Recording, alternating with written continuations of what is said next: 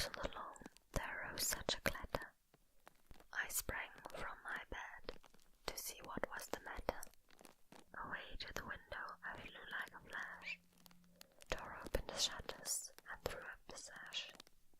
The moon on the breast of the new-fallen snow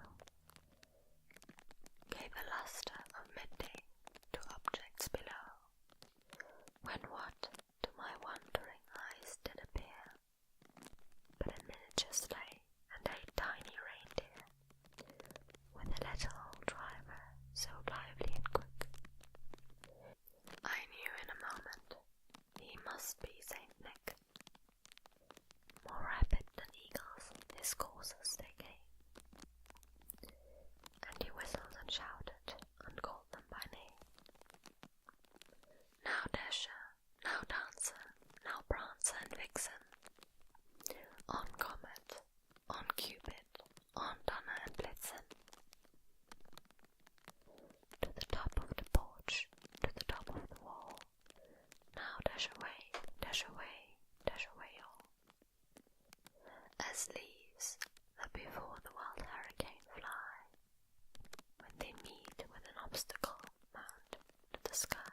So up to the housetop the coursers they flew, with the sleigh full of toys, and St. Nicholas too. And then in a twinkle I heard on the roof the prancing and pawing of each little hoof, as I drew in my head and was turning round. Down the chimney St. Nicholas came with a bound. He was dressed all in fur, from his head to his foot, and his clothes were all tarnished with ashes and soot. A bundle of toys he had flung on his back, and he looked like a peddler just opening his pack. His eyes, how they twinkled, his dimples how merry, his cheeks were like roses, his nose like a cherry.